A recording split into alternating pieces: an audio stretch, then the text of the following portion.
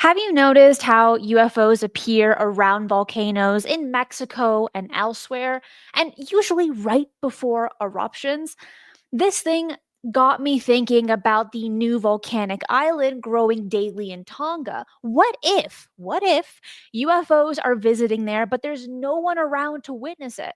Well, turns out globally, there have been numerous sightings of craft entering and exiting volcanoes, many of which have been caught on camera, which we'll be covering here today.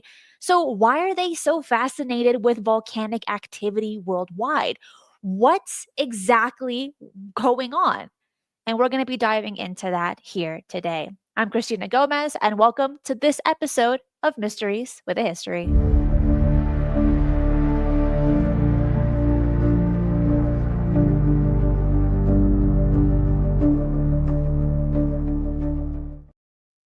Jimmy, happy Thursday. How are you? I have to get my morning stretches. You can't continue. Morning. I was just I was, just Morning. like, and she's like, bing, catch him right there. Catch him in the act. Catch him in the act. Always. That's what it's my pre-show ritual. I got to Stretch it be out. I got to be in playing shape. I got to be in playing shape. Here we go, Christina. Great idea for today's show. You said, so what is going on? What's going on? E.T. is What's living going in on? there. That's what's going on. E.T. is living in them Dun, dun, volcanoes. dun. Yeah. Hello, everybody. Another great show coming up today. UFOs and volcanoes. Man, I've watched so many videos over the years. I mean, eyes are hurting. One more volcano video. I just got to watch one more. Very intriguing. It's very compelling. But what made you jump down this rabbit hole this week? I like to stay up with the news on certain things, and one of them was the growing island in Tonga, which was created in 2022 with an erupting volcano creating land. And I just caught up with it today on how much it's grown since then. It's about 33 feet or so. And I thought, wait a second. I mean, are UFOs watching this? And then I thought, wait a second. There have been a lot of sightings and videos of UFOs being seen in and around volcanoes. What if they're being seen in this new island, but it's so far away from civilization that there's nobody there to witness it? Yes, I get that. And that caught me by surprise. Okay, so that's what took you here. Okay. I am going to, in a little bit, I won't do it right now, but there was a study released this week about this subject from academics. And I read through the study earlier this week, and I was thinking to myself, this is about as crazy as this sounds like our UFO community, right? The We're not crazy crazy. side of it. Yeah, the crazy side We're of the not crazy. community. But here it is being published, right? Okay, so I'm gonna circle back to that. Everybody, that's called a teaser here in Radio Land. Yeah. We're gonna circle back to that, but we can't lose sight of a couple of things here.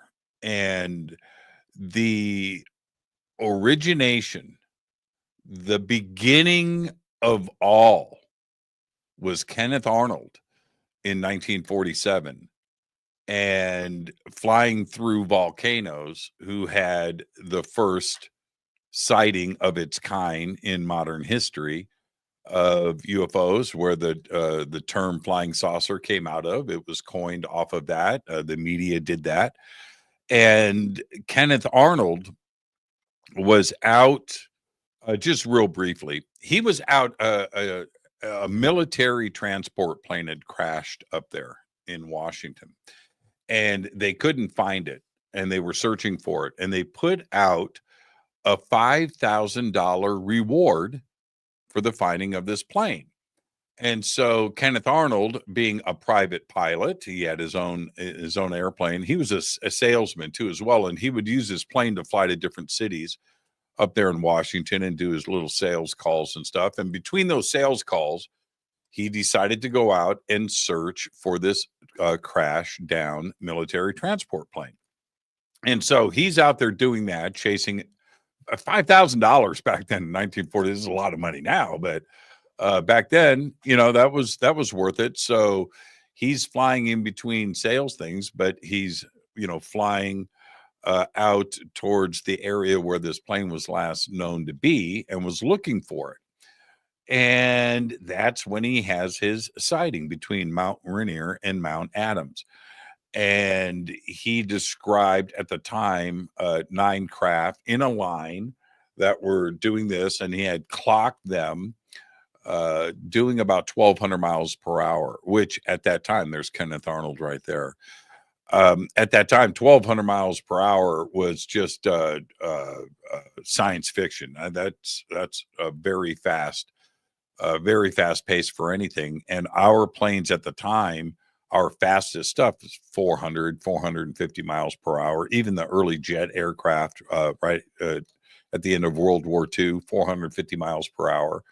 And so it was like the rocket age was just coming on and the ideas of jet aircraft and things. But 1,200 miles per hour with these bat-winged tailless craft that Kenneth Arnold had described, the media grabbed hold of it, and it made huge news, talking about something that goes viral. Back then, this was certainly a viral story. Well, we can't get away from one thing about this. There was a string of volcanoes up there that go from Seattle and to Tacoma all the way across Washington and down into the California-Oregon border where Mount Shasta is. All of these mountains have had UFO activity, sightings, photographs, film, video, including sightings of my own in this area that I've talked about over the years.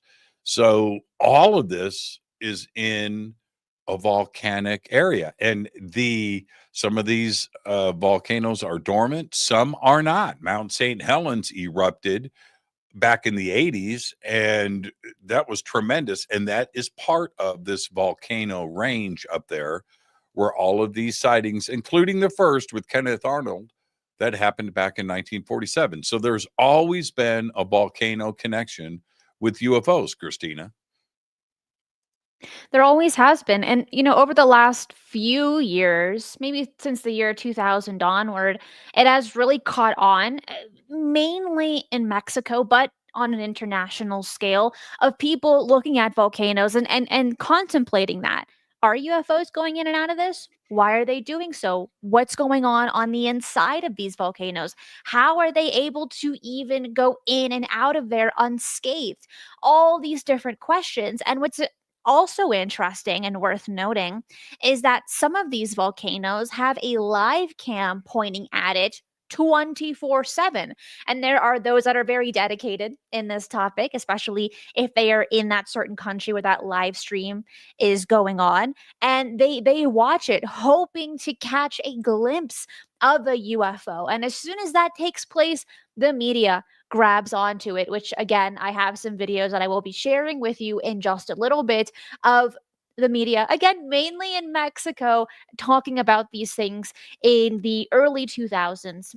There was a recent sighting in Popocatépetl in 2024, in Say that again. 2023, Say that again. 2012.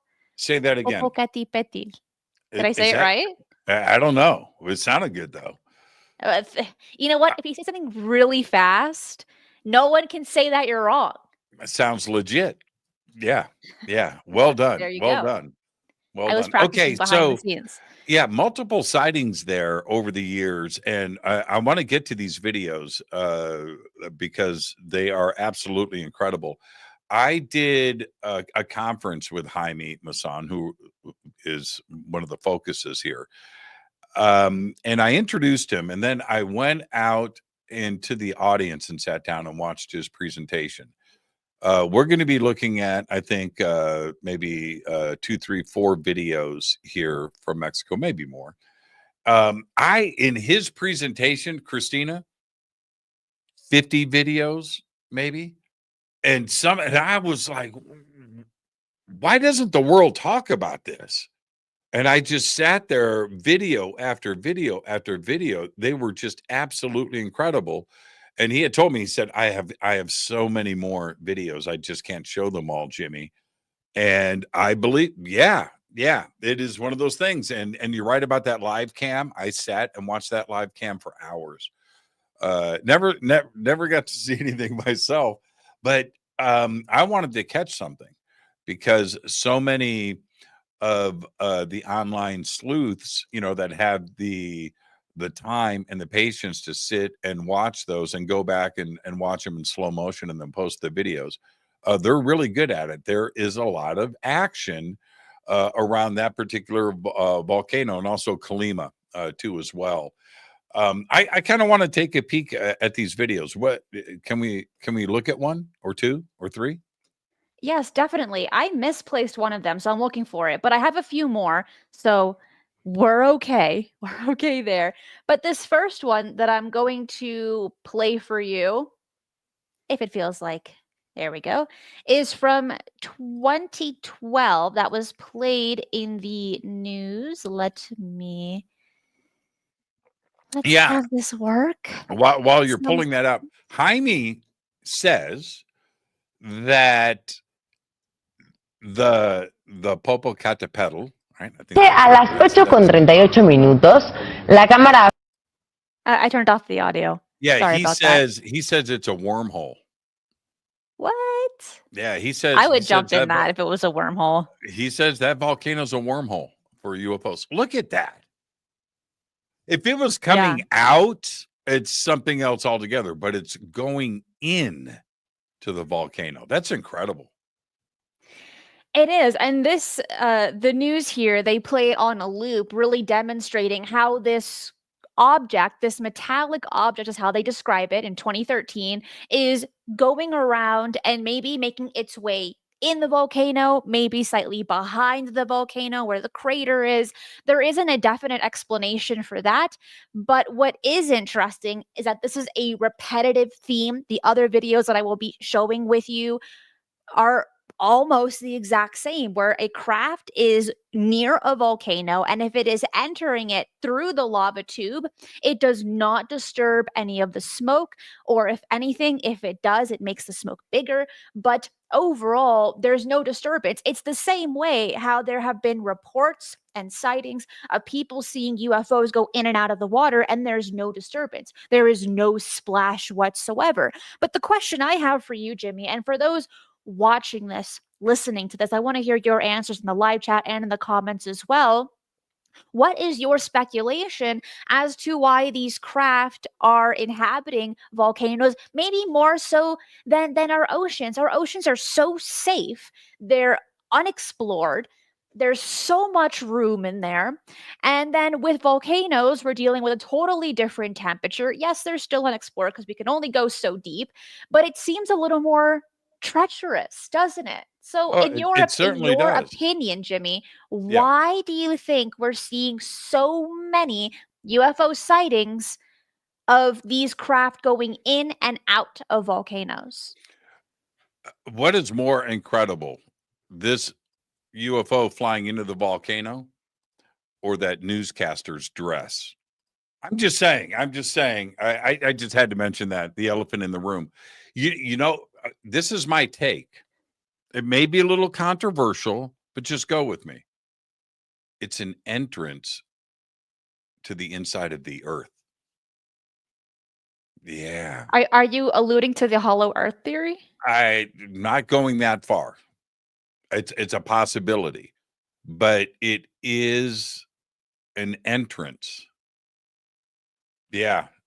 Yeah, a very protected entrance, I might add. If you think about that, I'm not going in there. Be. Yeah, I'm not going. I've seen that movie, Joe versus the volcano. So the thing is that if I knew there was a wormhole, I would jump through it and just hope for the best. Yeah, maybe that's it too as well. But it's an entrance. It's certainly an entrance to a cave system. You have the lava tubes, you have everything else, and if you've got a craft that can withstand that kind of heat, yeah, and you have that technology, it's an entrance that is not traveled by anybody else but you. So that's my take. Energy wise, yes. Is there an energy thing? Is there a great? Yes. Is there something else that could be? Yes. Is there a physics thing there? Yes. All of that, metals and geology. Sure, you can think of all of that, but the simplest thing for me, it's an entrance, Christina. It's an entrance. It's a doorway to the underworld. And is it possible? Before we get to another video, I just want people to think of this. Okay. I'm going to go ahead. This is a good segue into everything that you just said. All right. This comes from Harvard's Human Flourishing Program and the Montana Technological University. Okay. Listen to this. UFO sightings in and around volcanoes could be crypto-terrestrials using volcanoes for their secret hideouts. Researchers from Harvard's Human Flourishing Program and Montana Technological University just did a study that dives into crypto-terrestrials. And this is a quote from the study, which are intelligent beings concealed in stealth here on Earth and or underground and or its near environs, the moon. The study, which has been accepted for publication in the journal Philosophy and Cosmology, is currently available right now as a preprint, and you can read it. According to the authors, they are responsible for many of the unidentified aerial phenomena, UAPs, that are typically thought to be ET or extraterrestrial. Now, here's another quote from the study. Human crypto-terrestrials are described as a technology advanced ancient human civilization that was largely destroyed long ago, maybe by a flood, but continued to exist in remnant form. End quote. That's directly from the study. Possibly lurking in volcanoes or deep beneath the ocean. Dun dun dun. Now Dun, dun, dun. those are academics. That's Harvard, right? And this study was just published, was accepted in academic peer-reviewed journals. I have interviewed people that go in this direction, Christina, and I just back the car up, man. I just put it in reverse. I just back up. I'm like, this is a difficult pill to swallow for so many inside of our community and outside. But we have got academics seriously considering this issue. Yes, and they are saying crypto, and they are describing these as humans left over from a past civilization that have been living here, and we have possibly mistakenly identified them as being ET or extraterrestrials. That no, these are human. This is the quote from their study, quote, human crypto-terrestrials. I'm reading it right here from the study. Human crypto-terrestrials, which are described as a technologically advanced ancient human civilization that was largely destroyed long ago by a flood, but continued to exist in remnant form, possibly lurking in volcanoes or deep beneath the ocean, end quote. Holy moly, right?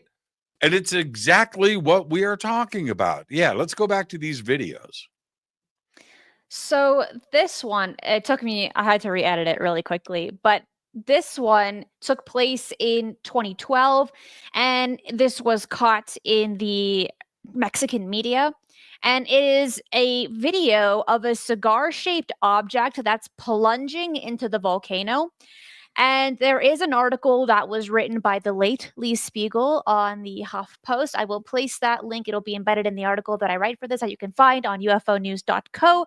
But this is a really interesting one as well. And what the news had mentioned in this, it stated, we didn't cover this yesterday because we wanted to get an expert on this. And the expert looks into it and says, I don't have an answer. So here is the clip for what was recorded back in 2012 and it being analyzed by an analyst here. But what's interesting about this one is that it is cigar shaped, cylindrical shaped. There could even be a comparison that it looks similar to Oumuamua as well. Here is that video that is playing right now. It's a little slow, but there it is. And you can see it entering right into the volcano of Popocatépetl, which again has had just a significant amount of UFO sightings. There was even another one in the year 2000 as well. I have an image that I will be showing with you in just a moment. But here in this news segment, the analyst is saying, I don't know what it is. I've looked into it. I'm trying to understand, but I don't have an answer. Is it going inside of the volcano? Is it going behind it? We don't have enough data because the video is a very short one. It's only a few seconds long. But what I like about this, and a good example about Mexico altogether, is that they're a lot less shy about covering UFO news than other countries. They're willing to bring in the experts, talk about it without the X-Files music in the background, without making any jokes.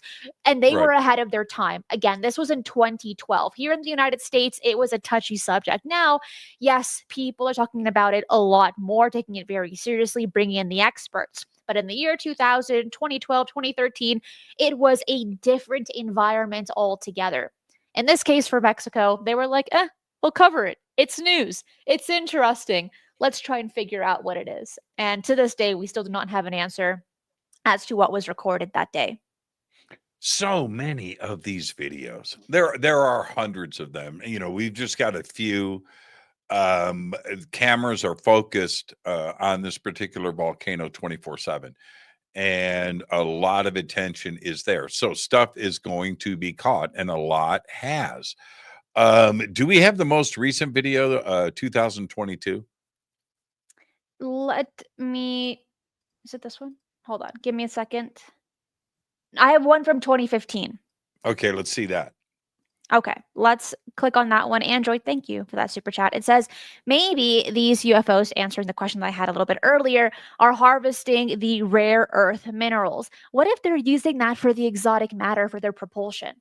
You know what? That would make a little bit more sense than them just having a good time in the lava tubes. I feel like that would be a good place to harvest exotic energy to help with their propulsion.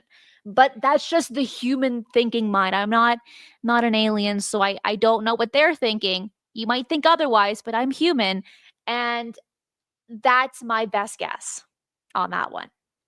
Let me play this next video for you. Yeah, this Give subject me a second. is very, very controversial. I find it, yeah, this is an incredible video too as well. Let this roll. There it is. And we're seeing that similar shape as the last video that we played right here that took place in 2012. This one is 2015, I believe, or 2013. And we're also seeing the same cylindrical shape right over Popocatépetl. And it's one, I believe this one was caught on the live cam that is facing the volcano, which it's still going on today. That live cam is up right here, right now, 24/7, and it has been for years.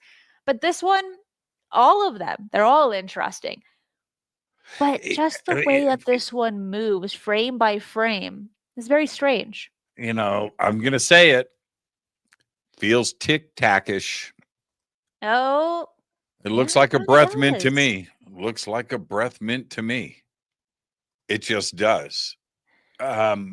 Here, when here we're talking about Mexico. I know we have another volcano in Mexico, Colima, I mentioned earlier. We're going to get to that too as well.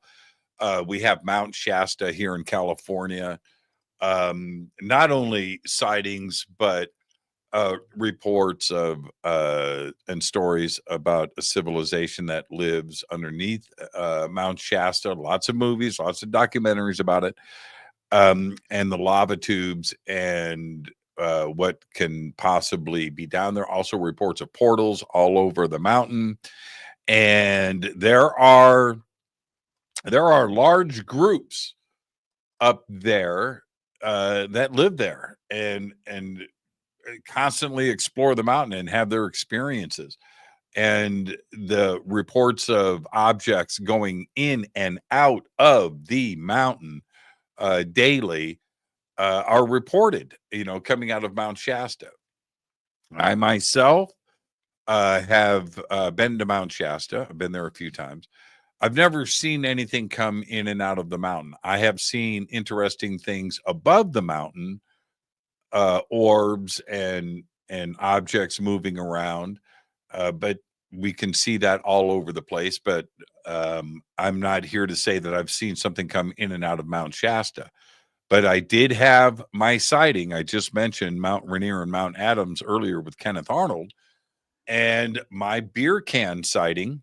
Yeah, that beer can sighting happened at Mount Adams. And I cannot, it's still to this day, I don't know. Okay, zoom in. I can't believe you're showing this picture. Just, okay, go up to the peak. Yeah, just get bigger, bigger. Okay, there, stop right there. Perfect, perfect.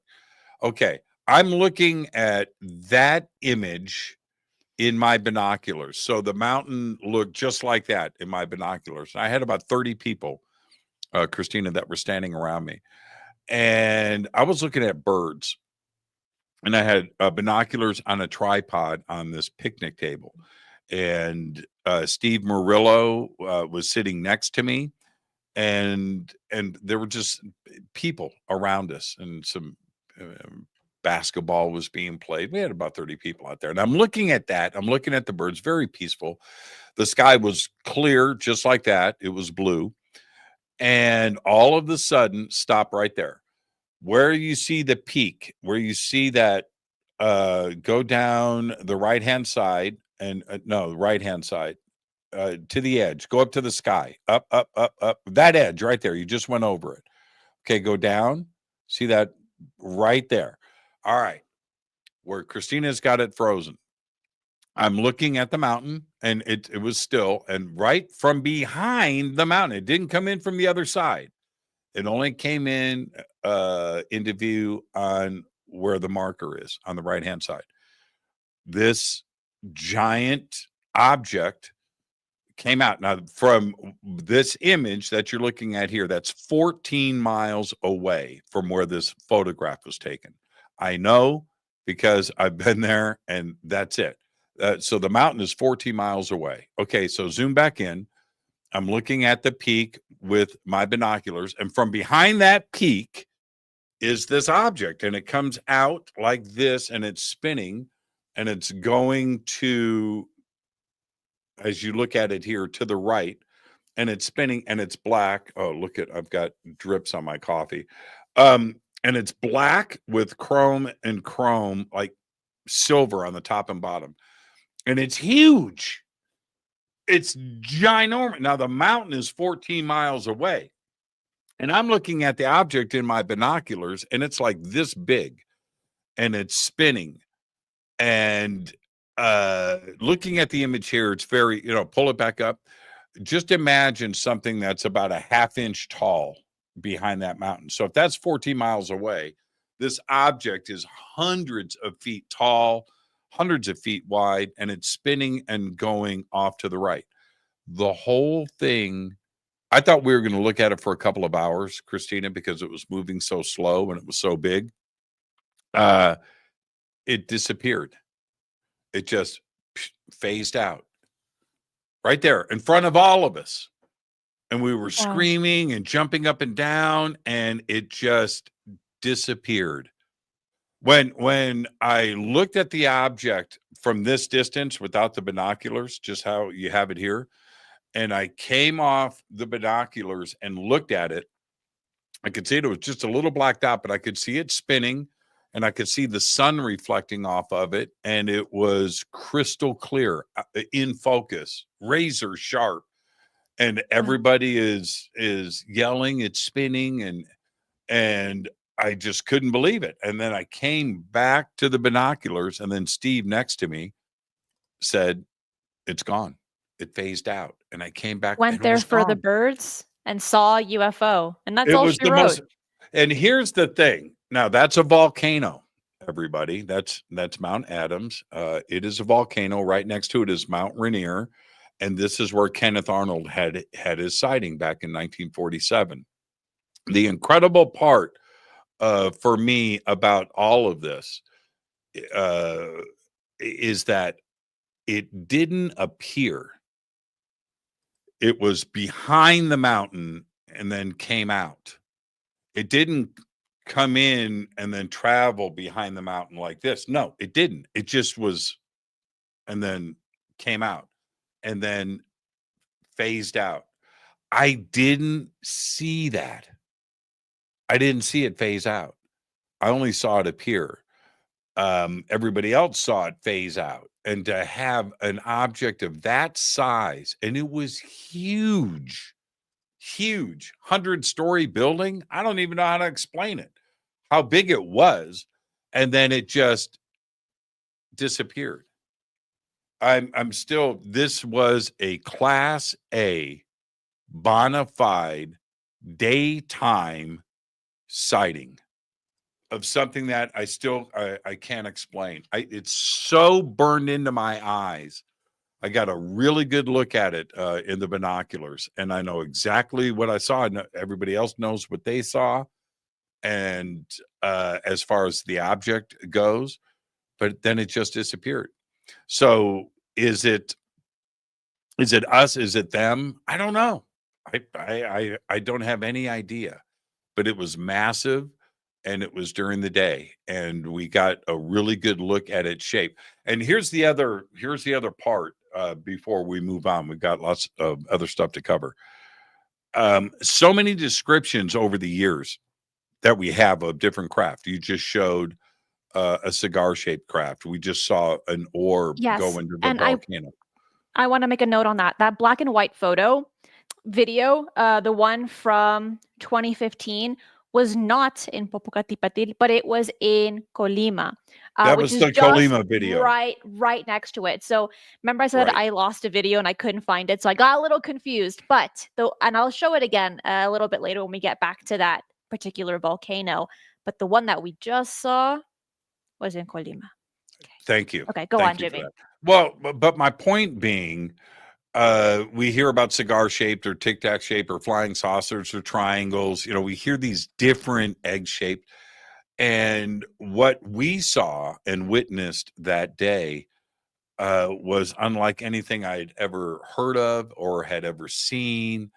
And it just didn't compute in my brain. I'll say this and then we'll move on. I was looking at birds. When you least expect it, that's when stuff like this happens, right? And when it came out from behind the mountain, from that peak, as my brain was scrambling, trying to figure out what I was looking at, everything on my body tingled. I just knew I was seeing something incredible, incredible. Yeah, it was bizarre. It was bizarre.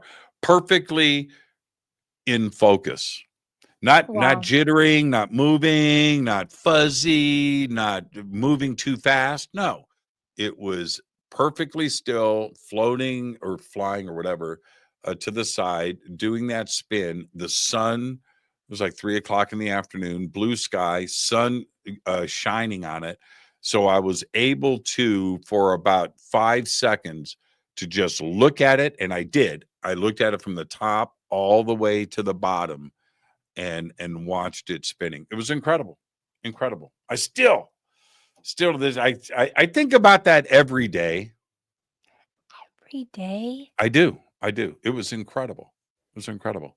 I still Well, don't not know. only that, but I mean, Mount Shasta is known for its UFO sightings. It's known for all the strange things that have happened over the centuries there. There was this little boy in the 2000s who claimed that he saw these robot-like entities. In the early 1900s, there was an encounter with J.C. Brown.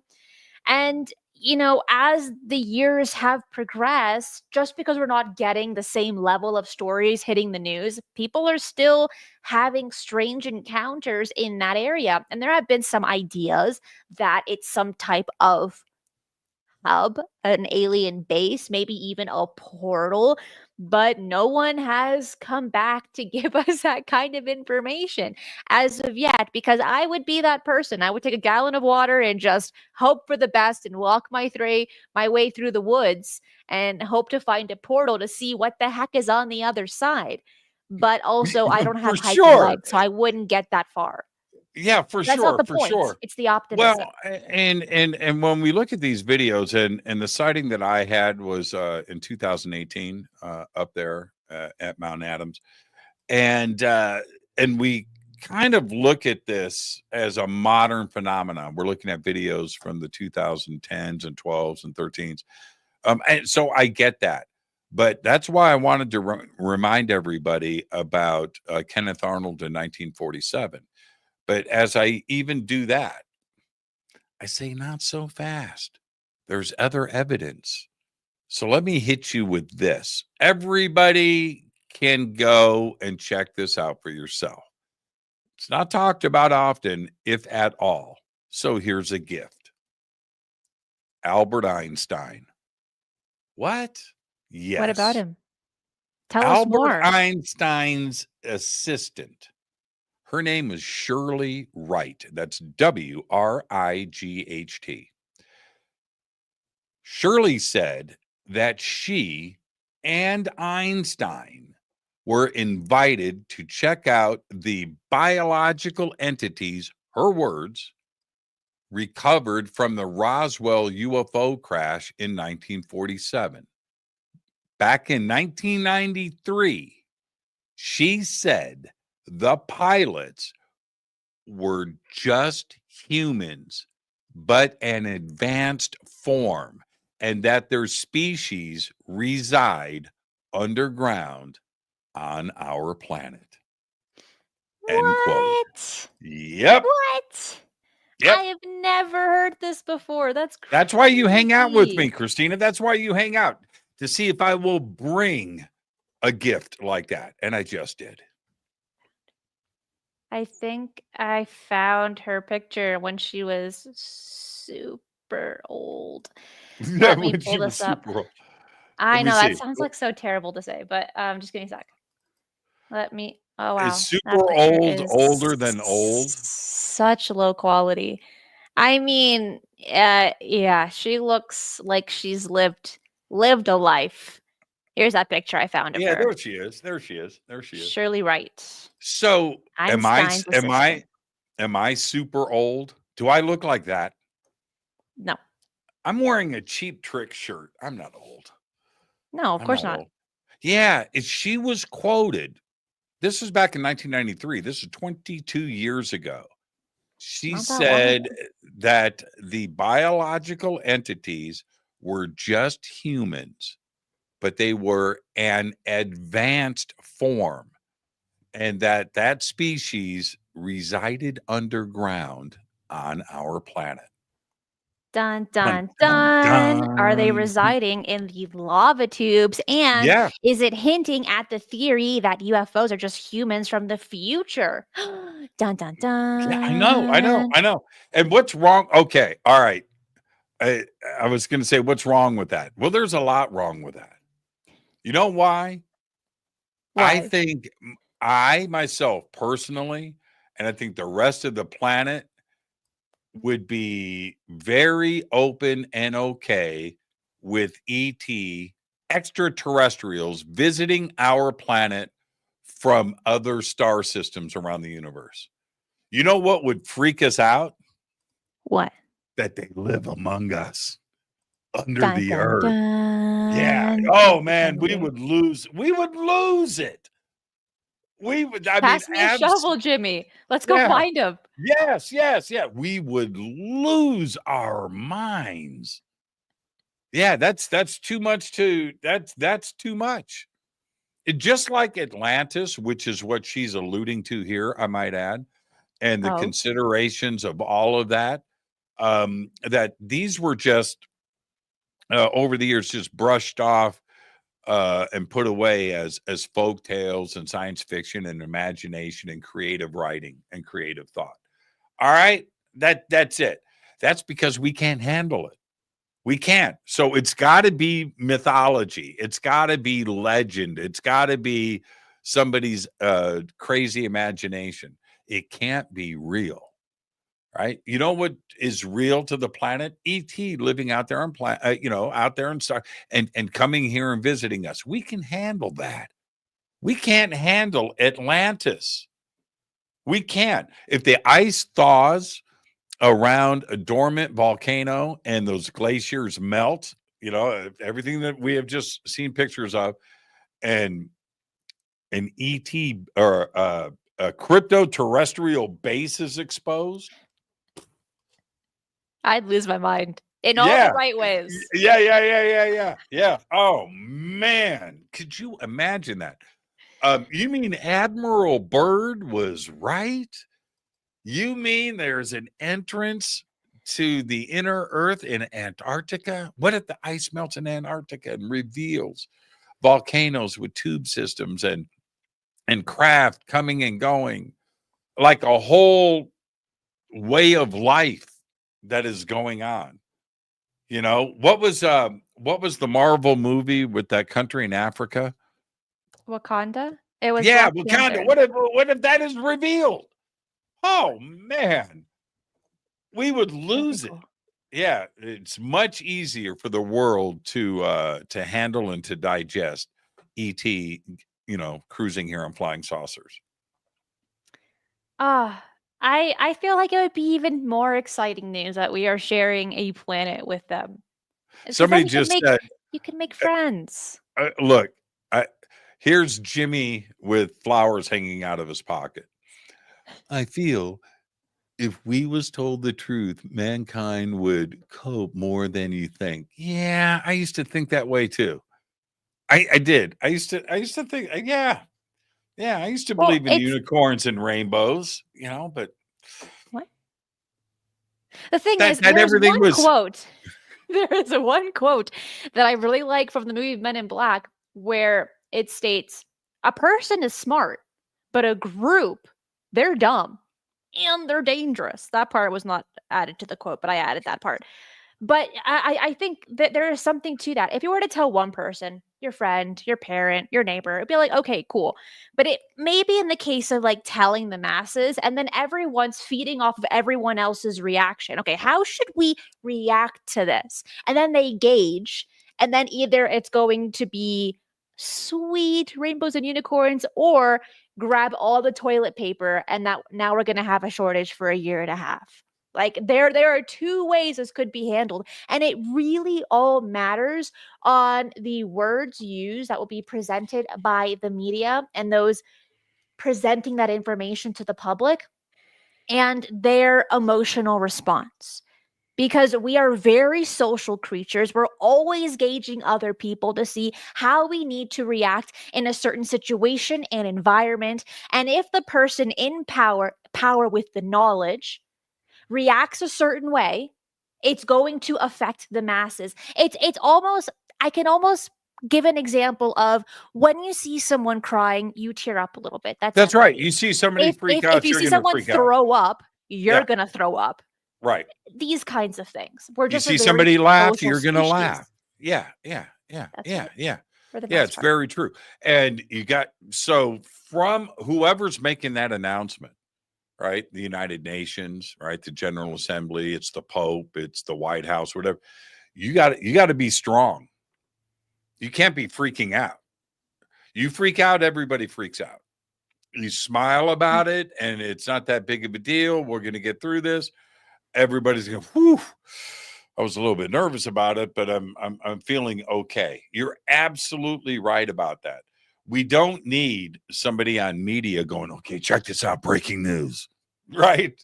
Breaking news. And they're sweating. Wakanda's You can see real. the little stains. Yeah, yeah, yeah, Yeah, yeah. that'd be whack.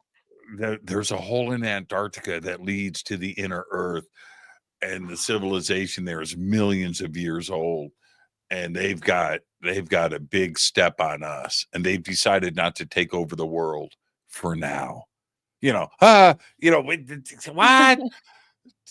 know what I mean? Atlantis was real. They've been swallowing ships in the Bermuda Triangle for food. Whatever, yeah. I mean, I don't know. I don't know if we could handle that kind of truth. I think it would be much easier for us to come to grips with something visiting us from the vastness of space. And because we've been drip fed that for how many years now, right? Mm. Hollywood Yeah. and the news and sightings and okay, all right. I think we were kind of freaked out about it a little bit, the War of the Worlds and Earth versus the flying saucers. But we've gotten through that, and yeah, but not Atlantis. Not crypto terrestrials that are us living in volcanoes. That'd be so, I mean, if true, that would be really, really cool. And if you're It'd be watching this cool. and you're enjoying the show, hit that like button right down below and leave some comments in the comment section of what you think about these entities being us from the future, crypto terrestrials, something else entirely. What are they doing in the lava tubes and these volcanoes? I have another video for you, Jimmy. Okay, This show the one, video. Show the video. But I got a question for you. Okay, oh, we've you're gonna got ask me? enough Okay, time. let's I do it. want to have do a it. question for you. Do you think that the hysteria around an announcement like that, with locations like Mexico and Colima and Shasta and Adams and whatnot around the world, that groups of thrill seekers are going to want to go and make contact Oh, and yes. maybe bag They'd one? be pulling loads from the bank like it's nobody's business, Right. and they'd be traveling there so fast without hesitation, just really hoping for the best, running on the fumes of enthusiasm. Yeah, you Yeah. remember Mars attacks? You remember the crowd of people around the landing site in Las Vegas, right? All the RVs, the seas of people going on for miles and miles and miles. Like the movie Arrival, remember? Up in Montana, Yeah. remember? Yes. Would it be like that? Yes, it would. Yes, it would. Man, I'm going to get me one of them ETs. I'm going to get me one of them ETs. I'm going to get me an ET shirt. I'm going to get me a hat. Yeah. Wow. The hysteria. Okay. What's this video? This video was taken near Yellowstone on June 9th, 2017. I'm going to play this video right here. And this one was actually really hard to find because there were a few articles written about it during that same time frame in June of 2017, but the video was wiped off the internet. I was able to What? find this one that was Oh, talking about look just a at few that. different videos. What is Yeah. that? So this I've YouTube never seen video. this video. Okay, well, this one because it's been wiped off the internet. I Wow. I was lucky to find this one. But originally, the original video was titled "Impressive UFO Near the Yellowstone Volcano" that was released in 2017, 2018, and that's my guess because I couldn't find the original. But here it was filmed by a park employee with access to restricted areas. And the footage here, it's beautiful weather. It's a nice blue sky, very few clouds, and then you see this incredibly metallic, bright, shiny looking object just coming into frame in this video. And the nice thing about this one is that it goes into different modes of speed, and it's replaying it over and over again if you're watching this on YouTube. This is a very strange video. It can't be a weather balloon. It can't be a satellite because it's too close to the ground. You're able to see the shadow that it is casting on, which looks kind of like the sidewalk. And it's going from very far away, right next to the camera, it looks like, from this video that we're seeing here, and then exiting the frame. It's swamp gas. It's swamp gas. It's swamp gas. I don't think so. Look at that. That's a crazy good get there, Christina. So it comes at and then turns. Is that what happens here? Is that it there That's too right. as well? Wow. That's right. Good catch. Thank you. Wow. It's halfway done for those that want to catch that one more time. But yeah, this one's interesting. Now, Yellowstone, it's not, I want to use the word favorable here. It's not a favorable site for UFO sightings. Yes, the states surrounding Yellowstone, like Montana and Wyoming, they do have their fair share. But usually when you think of a sighting, you don't think of Yellowstone, do you? The answer is no, for the most part. But now that you see this video from 2017, very recent, I still feel like we're living in 2019 sometimes. I get a little confused writing on a sheet of paper that it's 2025, which is like practically the future. This is a very relevant, a very recent UFO video. Swamp gas. It's swamp gas. Shush, Yeah, gosh. swamp gas. You say Swamp it's so. gas. Have you been practicing? That sounds so good. Man. Hey, what about Mount Fuji? What do you think is going on there? Like crazy sightings, just as compelling as what we have here in the States. Well, that Yellowstone video is pretty cool. But what do you think? What do you think is going on in Mount Fuji? Is it the same situation?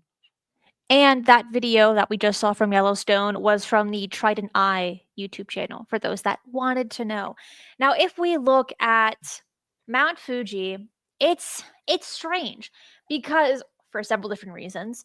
One, it is the most famous mountain/volcano in Japan.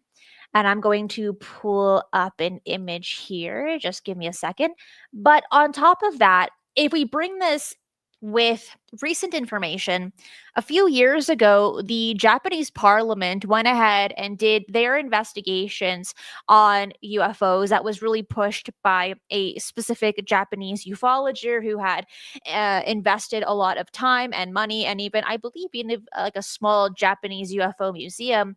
And he reaches out to parliament and he says, you guys need to investigate UFOs. Now, unfortunately, the US is really in the spotlight when it comes to UFOs. And when I had Stephen Bassett on yesterday, he had mentioned that the country that's probably going to release this information is going to be the United States. Now, that is speculation, but that's kind of where it's going in the case of all of these congressional hearings over the last few years, all this public talk about this. And this was about, so I believe it was 2022, 2023, where Japan made a public statement that there really is nothing to this. However, over the centuries, this has been recorded since the year 1200, there have been reports of UFO sightings in Japan. And it's also a very normal conversation for commoners and citizens to have. There's also a handful of different UFO festivals. Like in Tokyo, for instance, there's a whole town dedicated to UFO sightings. There's a few UFO, there's one UFO museum there, but interesting fact, okay, this is for a trivia question. If you watch and you participate in all of my posts on YouTube, is that there's less than 12 UFO museums. One of them is in Japan. And it just goes to show that culturally, they're enthusiastic about this topic. And Mount Fuji in particular, there have been a few photos of UFOs in and around that area. And also worth mentioning is that it is the most famous um, monument. Is it can I call it a monument? I'm going to call it a monument anyway. Natural monument. Sure. Thank you. It's the most famous natural monument in Japan. There are millions of eyes that look at it daily, and that's why we have, sadly, just a handful of UFO videos, but and pictures, but there are a lot of people always looking up there to see if they can catch something strange, like the image that Jimmy is sharing here on screen. Yeah. It Took it down. I'll There put it it is. back. There you go. There you go. Yeah. It's just going back to everything that we have talked about today. What makes it so interesting to either ET from off planet or crypto terrestrials that live here. It's an entrance to the underground, a direct entrance. Dun, dun, dun. Yeah. A natural entrance, a large entrance. And that's where I land on this. I haven't heard any other researchers talk about that type of idea. I just kind of landed on that, no pun intended, landed on that myself. And I just thought, why? Jay Weidner did a movie about Mount Shasta, science fiction movie, but it was really well done. But he explored the ideas of why.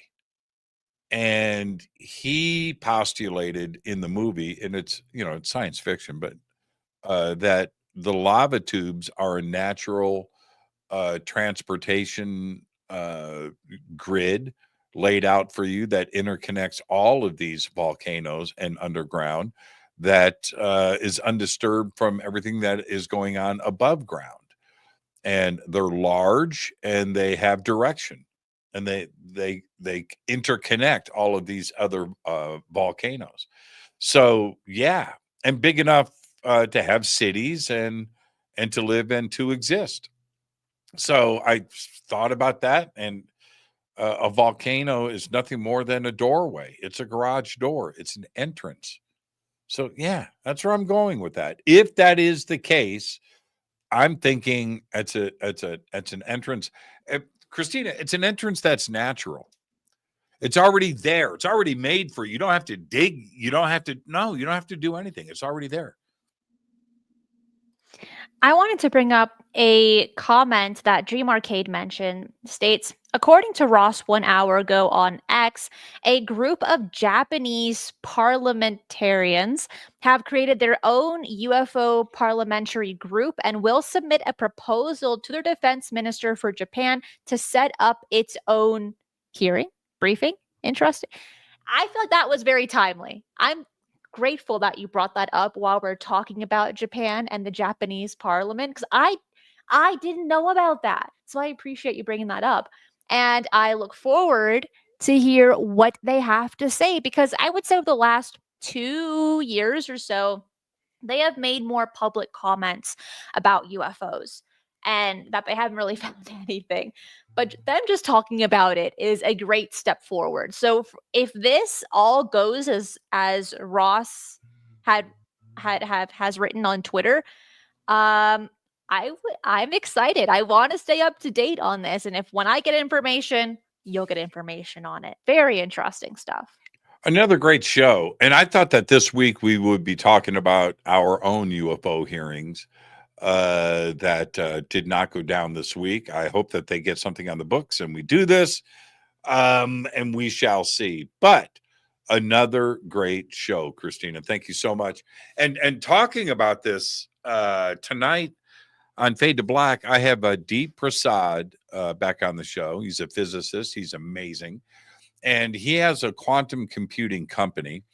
And I've interviewed Deep many times over the years. He's a fascinating young intellectual, but he is taking his quantum computing knowledge, his knowledge of physics, and his connections into the academic community, into and applying all of that into the search for UAPs and UFOs. So that's what we're going to be dealing with tonight. Exactly what we're talking about right now, and what is going on, and how we can apply science to this, and see if we can figure some more stuff out. I'll be doing that tonight on Fade to Black with T. Prasad. Another great show, Christina. Thank you so much, and I'll see everybody tonight on Fade to Black. All right. Thank you so much. No one told me I had this. What the heck? Thank you guys for letting me smile all this time with this like black thing in my mouth. But Appreciate it. I wasn't going to say anything. Oh, so you just left me there for an hour smiling with this like lovely. Thank you. I'm going to leave now so I can get my screen grabs turned into me. Okay. Well, I was going to mention I did have some black rice. So that's what. Thank you, everyone, for leaving me in the dark on this. I wanted to mention one thing before we end today's show about Deep, because Jimmy brought him up. I have a really nice story about him. I'll make this quick. Actually, I'm going to bring Jimmy on this one because it's funny. So when I was in university, I took math online, thank goodness, because I just barely passed. And for my final, I reached out to Deep, and I had never really spoken to him. And I said, can you please help me with this math question? I need to pass, because I was barely passing. Bless this man's heart. He wrote it all on paper, told me how to get the answer. And I was like, you will always be in my nice books. He wrote to me. He answered my super hard math question. And ever since then, I'm like, what a nice guy. He's so nice. I appreciate him. He is incredibly nice, and he's very smart, and he's one of those academics, deep into physics and math and engineering, and where he got his degrees and everything. Yeah, again, no pun intended. But one day has a sighting.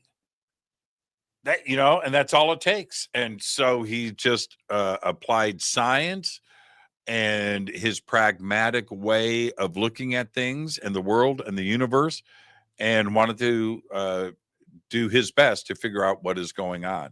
And we've got people like D. Prasad right here in our community. He's amazing. So I'll see everybody tonight on the show. Christina, go brush your teeth. And everybody else, I'll see you tonight. Thank you so much. If you enjoyed the show, hit that like button right down below. And I feel like I was bullied here today with no one telling me about this issue that I had with my teeth. So you can leave a comment down below and laugh. It's okay. We can all laugh about this together. And subscribe if you haven't already, as I do 3 shows right here every single week on UFO news, updates, case studies, interviews, and more. And we're doing a lot more interviews right here on this channel. And if you like space ambient music, check out my music channel at Other Worlds Ambient Music. That link is in the description box below to help you relax, fall asleep, play it in the background. Our goal is to get to 4,000 listen hours because it's music, right? So just play it in the background while you're doing your work online, on your phone. It will really help the channel grow as I am trying to post consistently, at the very least, just a few soundtracks a week. Again, that link is in the description box below. I want to say thank you to everyone catching this live, for the super chats, for all of my YouTube members, Patreon members, and of course, all of my amazing moderators. You know I cannot do this show without you. That is it for today. I will see you next time. Be safe, and remember, keep your eyes on the skies.